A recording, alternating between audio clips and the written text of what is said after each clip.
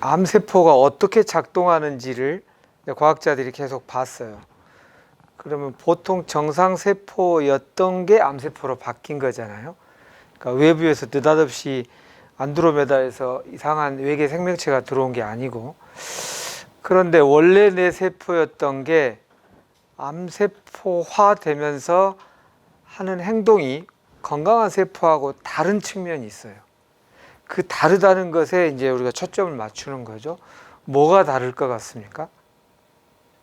우리 같이 한번 편안하게 얘기해 보죠. 건강한 세포가 막 활동하는 방식과 암세포가 활동하는 방식 두 가지의 차이가 뭐가 있는 것 같습니까? 예, 예, 예. 그러니까 산소 없이도 에너지를 만든다. 예. 또 무한 증식한다. 또 뭐가 떠오르시나요? 예? 서로 소통하지 않는다. 주변 세포와 소통 안 한다. 뭐 이런, 예.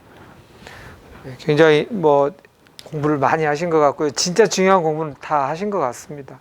여기 하나만 더 얘기한다면, 무한 증식하는데 빠른 속도로 숫자를 늘린다.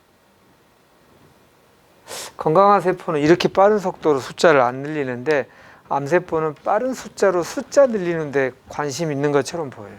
빠르게.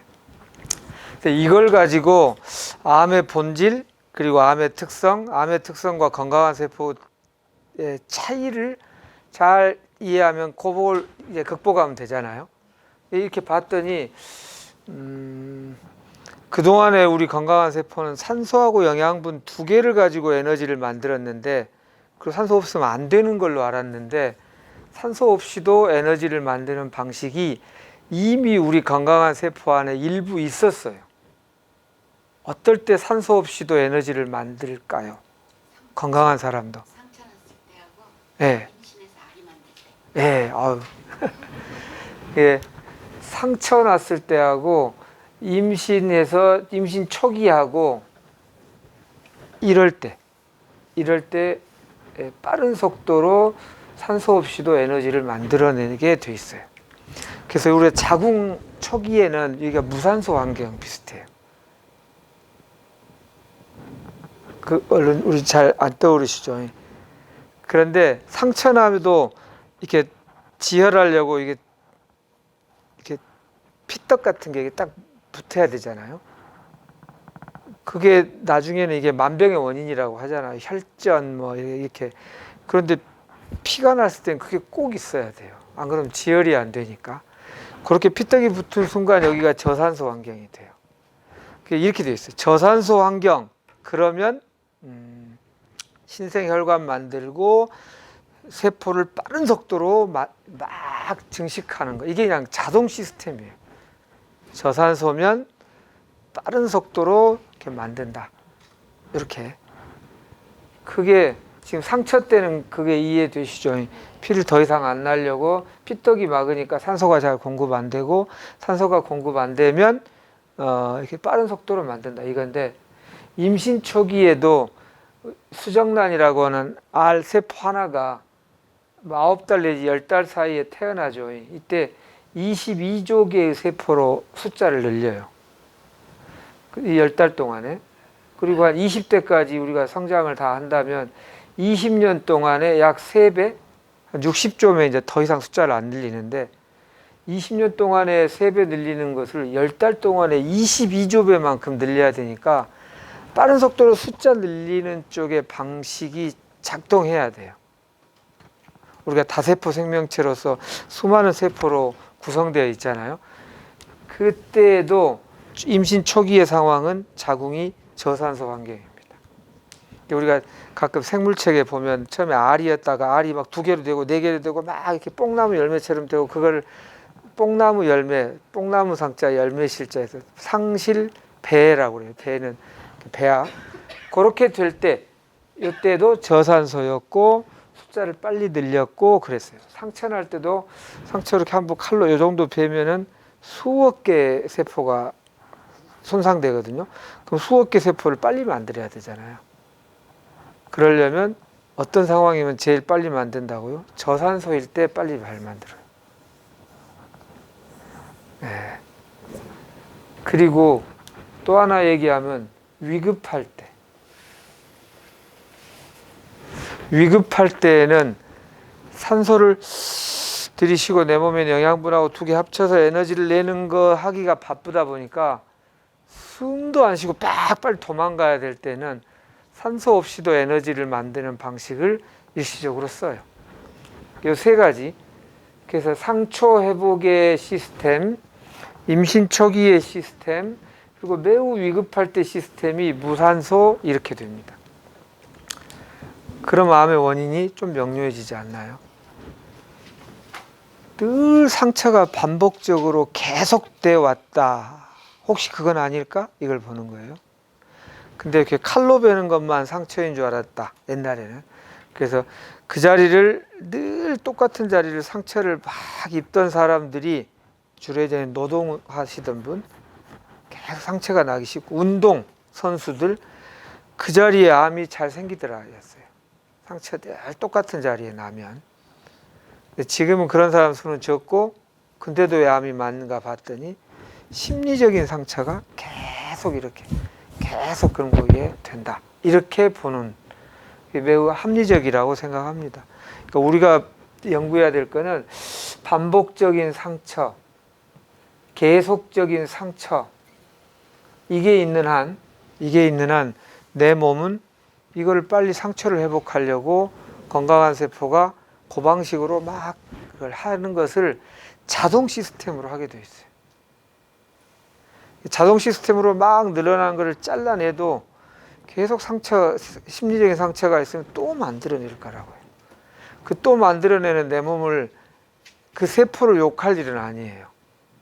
상처를 줬으니까 자연히 상처를 빠른 속도로 치유하려고 애쓰는 것일 뿐이에요.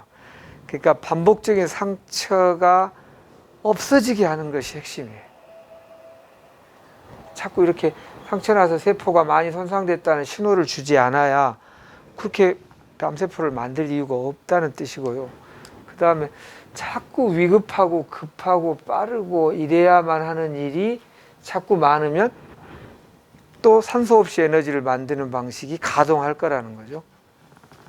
급하고 빨라야 된다는 그런 그동안의 뭐 책임감, 부담감, 또 뭔가 경쟁에서 뒤지면 큰일 날 것 같은 긴장, 이것을 어떻게 해서든지 살다 보면 잠깐씩 생길 수도 있고 어떤 사람은 잠깐이죠. 어떤 사람은 좀 길게 가지고 있는 경우가 있잖아요.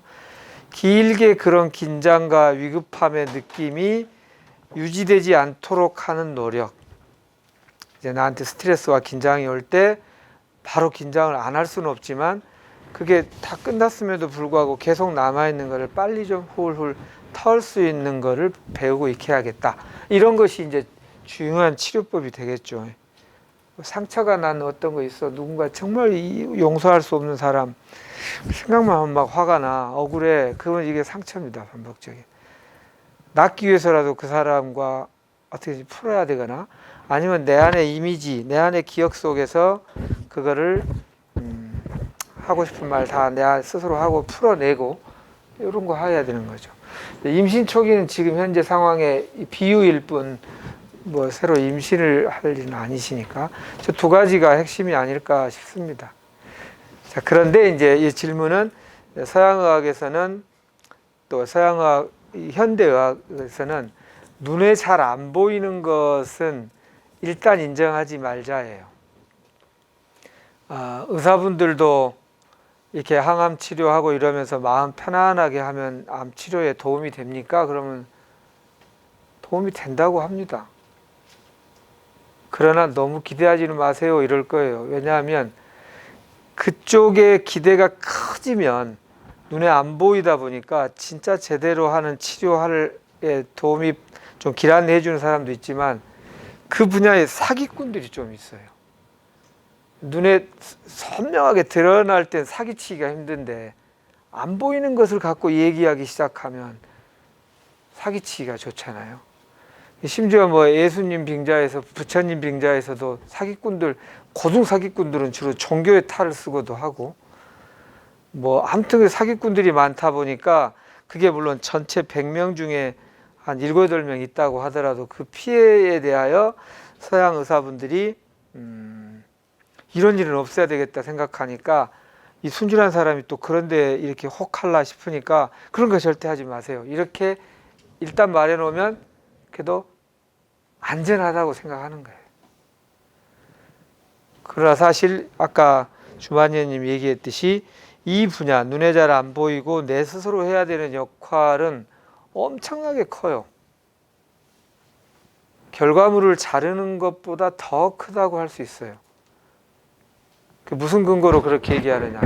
서양의학에서도 암을 어디에 분류했냐면 생활습관병으로 분류를 했어요. 근데 생활습관을 의사 선생님이 바꿔준다는 게 합리적이겠습니까? 아니면 내 스스로가 해야 될 역할이 크다고 하는 게 합리적이겠습니까? 그렇죠. 생활 습관을 들이려고 하는데 이게 무거운 덩어리가 있어서 날마다 이렇게 운동을 하고 싶었는데 이게 못 든다.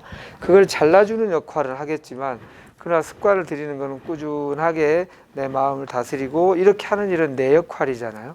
그래서 이쪽 역할이 중요해요.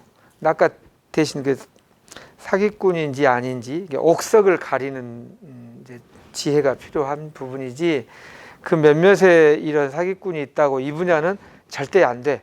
그런 거 하는 사람 이상한 사람이야. 쓸데없는 짓 하지 마. 라고 하는 것은 몇몇 사람의 피해를 막으려다가 더 큰 보물을 놓치는 것일 수 있다. 그래서 이쪽의 관점을 이렇게 이해하시면 그 이제 대학병원 선생님들이 한 말도 이해가 되실 거예요. 혹시 그럴까봐 걱정돼서. 아까 주만야님 얘기했듯이 어느 누구에도 우리가 막 비난할 필요는 없습니다. 그분들은 그 분야에서 성실하게 하고 있고 그런 걸 걱정해서 하는 거여서 아유 뭐 걱정해 주셔서 감사합니다. 그거에 대해서 잘 살펴보겠습니다. 이렇게 마음을 가지시면 좋을 것 같습니다.